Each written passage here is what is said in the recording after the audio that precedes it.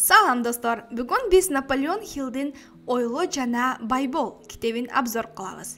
Эгер сиз кандайдыр бир себептер менен каналга катталбаган болсоңуз, каналга катталып коңгурочону басканды унутпаңыз. Видеого лайк баса кетиңиз. Эгер видео жакпай калса, лайкты видеонун аягында алып салсаңыз болот. Видеону көрүп бүткөн соң, оюңузду комментарийга калтырганды унутпаңыздар. Бул менен сиз башка адамдар видеону көрүүсүнө жардам бересиз. Анда эмесе биз баштадык. Эгер 500 эң бай адамдардан интервью алып, ошонун жыйынтыгында китеп жазганыңызда, ушул китеп жаралмак. Ойло жана бай бол. Ийгиликтин алтын кеңештери.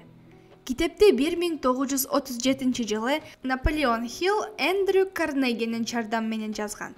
Ошол кездеги эң бай адамдардын бири. Азыркы күнгө чейин эң белгилүү китептердин бири болуп саналат. Жеке өнүгүү боюнча. Көпчүлүк заманбап китептер өнүгүү боюнча жазылган, бул китептен үлгү алынып жазылган. Бул китепте 13 негизги принциптер жазылган. Бул обзордо алардын 9 принципин карап көрөбүз. Биринчи принцип — каалоо. Ар бир ийгиликке умтулган адамда эң негизги каалоо болуусу керек ийгиликке жетүү үчүн. Эгер каалоо болбосо, мотивация болбойт алдыга умтулганы. Жөн гана каалоонун өзү да аздык кылат. Эгер каалооңуз толкундап жатса да, алдыга карай кадам таштабасаңыз, бул нерсе сизди көңүлдүн калуусуна алып келет. Сиздин көзүңүз жанып туруусу керек каалоо менен. Ушунчалык күчтүү каалоо болуусу керек. Ошол каалоо сизди аракетке келтире турган болсун, өмөсүн бере турган. Качан сиз бардык ойлоруңузду бир гана каалоого жумшасаңыз, ошончо ойлордун түбүнө жетесиз.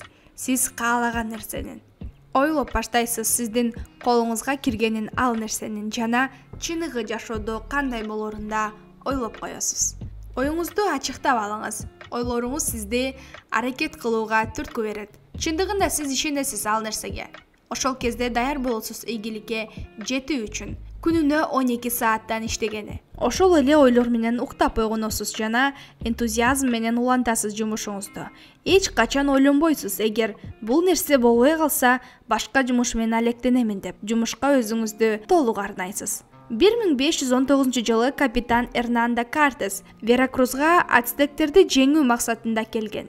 Келип эле капитан жана аскерлер бат эле билишкен, алардын душмандарынын саны көп экенин жана жеңүүгө болгон мүмкүнчүлүк аз экенин билишкен. Ацтектерди жеңүүнү капитан өтө каттуу каалагандыгынан аскерлерге буйрук берген, алар келген кемелерин өрттөөгө. Себеби артка кайтууга жол болбостугу үчүн. Эми аскерлерде эки жол болчу: жеңүү же болбосо курмандыкка чалынуу. Эми артка жол жок болчу. Жыйынтыгында Кортес жеңген ацтектерди. Алардын аскерлеринин санына көптүгүнө карабай. Менимче бул эң үлгүлүү мисал автордун каалоо жөнүндөгү принципине. Автор китебинде эскертип кетет: 6 кадам зарыл аткарылуусу керек болгон кыялдарыңызды ишке ашыруу үчүн. Биринчи, оюңузда белгилеңиз канча акчалуу болууну каалашыңызда. Экинчи, майда чүйдөсүнө чейин ойлонуңуз эмне кылуу керек экенин, сизге керек болгон нерсеге жетүү үчүн. Үчүнчү, жазыңыз так күнүн максатыңызга жетүүнүн. Төртүнчү, план коюңуз да убакытты созбой аны ишке ашырууга болгон кадамдарды коюңуз. Бешинчи, ачык айкын түшүнүү өзүңүздүн максатыңызда. Алтынчы, кыла турган нерселериңизди күнүнө 2 жолу үн чыгарып айтыңыз. Экинчи принцип — ишеним. Бул көзгө көрүнбөйт, бирок сөзсүз сезесиз. Автор жазат ишенимде. Бул сиз ишенесиз толук кандуу жетүүңүзгө, көздөгөн максатыңызга. Көп адамдар шашылышат максаттарына жетүү үчүн. Эртеби кеч кыйынчылыктарга бетме-бет келишет.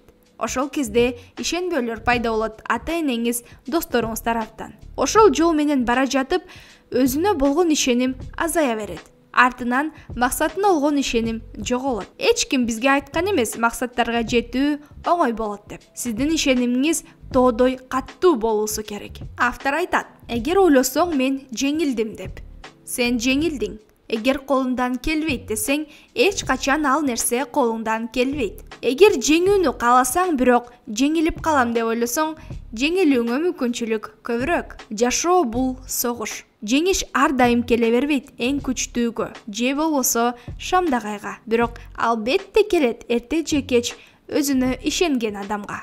Үчүнчү принцип — өзүн-өзү гипноздоо. Бул ыкма менен өзүбүздү ишендире алабыз каалаган максатыңызга жетүүгө. Хилл айтат, бул ыкманы жандыруу үчүн тынч жерде отуруп сыртыбыздан кайталообуз керек максаттарыбызды. Күнүнө 2 жолу. Элестетиңиз, сиз жеттиңиз максатыңызга. Элестетип жатканда аракет кылыңыз, денеңиздин көбүрөөк жерлери менен сезгени максатыңызды. Мисалы, сиз машинаны алганды кааласаңыз, элестетиңиз машинаны жана машина айдап бара жатканыңызды, кантип рулду буруп жатканыңызды, мотордун үнүн угуп жатканыңызды. Сезиңиз машинанын жытын, ата-энеңизди сиз менен сыймыктанып жатканын, аларды үйгө алып келип жатканда. Бир нече күн мурда миллиардер Дэн Пеньянын интервьюсун көрдүм. Ал айтты, кайтып кыялданганын Rolls-Royce машинасын. Көбүрөөк элестетүү үчүн ал машина саткан жерге барып анын ичине отуруп рахаттанган жаңы салондун жытынан. Сиз айтышыңыз мүмкүн, бул убакытты текке коротуу, бул ыкма иштебейт деп. Уруксат бериңиз, мен бир нерсени түшүндүрүп бергенде. Биздин мээбиз билбейт айырмасын чын жашоо менен иллюзиянын. Мисалы, сиз роялда ойноону кыялданасыз. Сиздин кыялданганыңыздын өзү бул ишти баштап жатканыңыз менен бирдей. Кыялданып баштаганда максаттарыңызды өстүрөсүз, мөмөлүү дарактай. Токтоосуз кайталооңуз бул даракты сугарып, жерин жумшарткандай. Дарак качандыр бир күн өсүп, мөмөсүн албетте берет. Бир нерсени тынымсыз кыялданган кезде күнүнө кыялыңыздагы нерселерди айлана чөйрөңүздө көбүрөөк көрүп баштайсыз. Сиз ойлобогон кезде деле акылыңыз ар нерсеге биздин оюбузду бурат. Так ушундай келет сизге өтө гениалдуу ойлор. 4-чү принцип — кесиптик билимдин абзелдигине тиешелүү. Автор катуу сунуштайт бир кесипти жакшы өздөштүрүүнү. Көп кесиптерди аз-аздан үйрөнгөндүн ордуна. Эгер маанилүү болгондо билимдерди аз-аздан алуу. Профессор жана мугалимдер эң бай адамдар болот болчу дүйнөдө. Бирок бул мындай эмес. Жөн эле билимдерди өздөштүрүү бизди акылдуу, ийгиликтүү кылбайт. Хилл айтат, ийгилик жана бийлик жакшы териштирилген негиздүү багытталган билимдердин гана артынан келет. Келиңиз көрөлү мисалын абзелдигин кесиптик билимдин. Эгер сиз үйлөнүү тоюңузга сүрөтчүнү издесеңиз, кимди тандайт элеңиз? Сүрөтчүнү, тойлорду жакшы тартканбы же болбосо жөн гана жакшы сүрөтчүнүбү? Мен ойлойм, сиз тандайт болчуңуз тойлорду жакшы тарткан сүрөтчүнү. Анын кызматы кымбатыраак болуусуна карабай, жөнөкөй сүрөтчүдөн. Башка мисал, эгер жүрөгүңүздө көйгөй болсо, сиз бардык ооруларды көргөн врачка барат белеңиз? Же болбосо жүрөктү гана караган врачка барат белеңиз? Мен ойлойм, сиз жакшы түшүндүңүз. Азыр эмне менен алек болбоңуз, максатыңызга жетүү үчүн аракет кылыңыз, жакшыраак үйрөнүү үчүн кылып жаткан жумушуңузду жана жакшы адис болууга. 5-чи принцип — элестетүү. Элестер бул биздин жеке устаканабыз идеяларды түзгөн. Бул жерде идеялар жаралат, каалоо форма алат, форма ишке түшөт. Ушулардын баары биздин элестетүүбүздүн жардамы менен. Эгер сиз муну элестете алсаңыз, демек иш жүзүнө да ашыра аласыз деп айтат Наполеон Хилл. Баары 2 жолу куралат. Биринчи жолу сиздин элесиңизде, андан соң чыныгы жашоодо. Мындай техникалардын телефон, компьютер, самолет ойлоп табуусу бул качандыр бир адамдын жөн гана элестетүүсү болгон. Бул элестер акырындык менен форма алып, андан соң жаралган. Эйнштейн айткан, билимден да маанилүүрөөк элестетүү. Билим сизди А чекитинен Б чекитине алып барса, элестер сизди көп жерге алып бара алат. Көпчүлүгүңүздөр айтышыңыздар мүмкүн, мунун баары кызыктуу угулуп жатат. Бирок менде элестетүү андай күчтүү эмес. Кантип өнүктүрүүнү да билбейм деп. Мен сизге жооп берет элем. Элестетүү булчуңдардай эле. Канча көп машыктырсаңыз, ошончо күчтүү болот.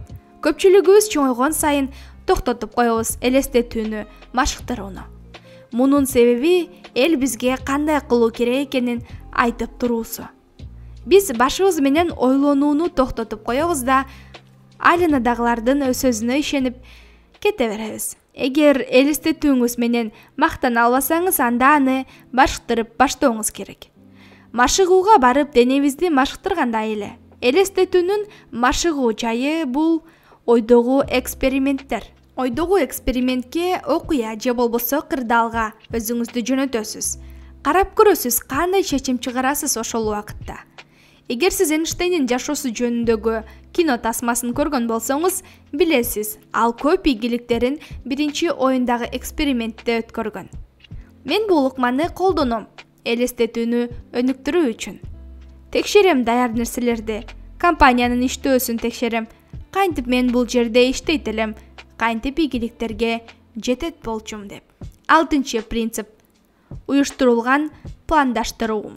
Автор белгилеп айтат, ийгиликке жетүү үчүн пландоо керек аракеттерди. Бул план натыйжага алып баруусу керек. План түзүүгө убакыт бөлүңүз жана жазыңыз. Пландарыңыз оюңуздан кагазга өткөн кезде алардын ишке ашуусуна ишеним ашат. Ар бир идеяны камтыңыз жана аларды чыныгы пландарга бөлүңүз. Хилл эскертет, пландоону эч качан токтотпоо керек. Кыйынчылыктарга бетме-бет келгенде жеңилип калсаңыз деле токтотпоңуз пландоону. Кандайдыр бир өзгөртүүлөр киргизип, кайрадан эле пландай бериңиз максаттарыңызды.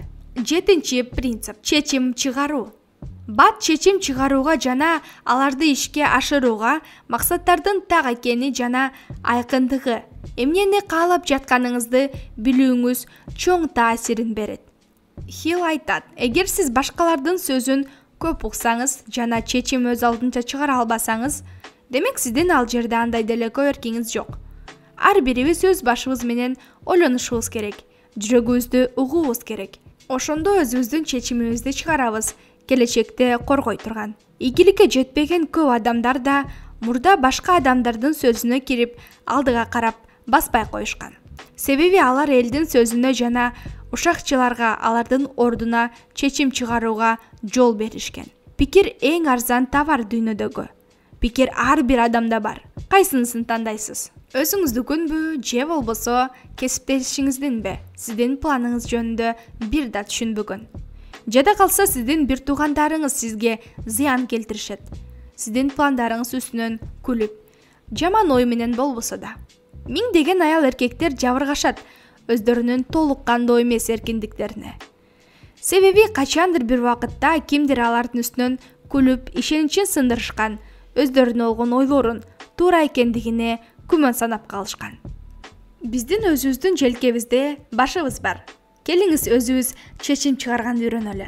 Эгер чындыгында эле окуңуз келсе башка адамдардын оюн, жөн гана алардын оюн угуңуз, пландарыңызды аларга айтпай эле. Же болбосо сизге үлгү болгон адамдар менен эле сүйлөшүңүз. Биз акыркы принципте сүйлөшөбүз, үлгү берген адамдар жөнүндө. Азырынча оозубузду колпулап, көзүбүздү чоңураак ачалы. 8 принцип. Туруктуулук. Бул өтө маанилүү принцип ийгиликке жетүү үчүн. Хилл айтат, туруктуулук бул ийгиликке алып бара турган эң керек адат деп. Туруктуулук жеңүүчүнү жеңилген адамдан айырмалап турат. Ийгиликке жеткен ар бир адамда бул сапат бар. Эмне жумуш менен алектенбеңиз, эрте кечпи тоскоолдуктар пайда болот. Жагдайлар, айлана чөйрө сизге түрткү берет, баарын токтотуп салууга. Так ушул учур көрсөтүп берет, ким жаш бала экенин, ким чоң адам экенин. Автор катар мисалдарды келтирет. Маанилүүлүгүнө чечкиндүүлүктүн кыйынчылыктар кезинде. Томас Эдисон эң жарык мисалдардын бири. Ал дүйнөгө электр лампасын белек кылган. Ал максатына жеткенге чейин 10 миңден ашуун ийгиликсиздикке кабылган. Ийгиликсиздиктерге карабай ал жумушун уланткан. Дагы бир сонун мисал. KFC'нин негиздөөчүсү полковник Сандерс. Мен бат татым көп жебейм, бирок жегим келип калса албетте KFC'ге барам. KFC'нин даамы үчүн эмес, негиздөөчүнүн урматы үчүн. Ал 65 жашында KFC'нин рецептин ойлоп таап, аны жолго коюу үчүн көптөгөн ресторандарга барган. Бирок ага ар дайым жок деп айтышкан. Эгер эсептеп келсек, ага 1009 жолу жок деп айтышкан. 1010 жолу бир ресторан макул болгон анын рецептине. Жана KFC жарыкка келген. Көпчүлүк адамдар таштап салмак 10 жолу же болбосо 50 жолу жок дегенде жоопту укканда. Бирок Сандерс өзүнүн максатына бекем турган. Бул татыктуу урматка. 9 принцип. Үлгүлөрдүн күчү. Наполеон Хилл бул ыкманы ойлоп тапкан. Ал айтат: адам эч качан жалгыз башка адамдардын жардамысыз ийгиликке жете албайт. Ой пикири окшош топтон турган адамдар бат-баттан жолугуп бири-бирине мотивация берип турушат ийгиликке жетүү үчүн. Алар чогулуп сүйлөшүп жетишет көйгөйлөрдү алдыдагы. Кыскача айтканда, мындай адамдардын бир жерге чогулуусу баарына өтө пайдалуу. Эгер сизди курчаса, максатына жетүүнү каалаган жана идеяларына бекем турган адамдар. Сиз деле ошондой жолдо жүрөсүз. Сиз алардан үлгү аласыз. Алардын таасиринде сиз да ошолордой болуп каласыз. Башка жагынан карап көрөлү. Эгер сиздин айланаңыз толтура жалкоо, наалыган адамдар болсо, сиз да алардай эле болуп баштайсыз. Бир сөз бар. Сиз жыйынтыгысыз. Айланаңыздагы эң көп сизге таасир берген 5 адамдын. Видеону аягына чейин көргөнүңүздөр үчүн чоң рахмат. Каналга катталып, коңгурочону басканды унутпаңыздар.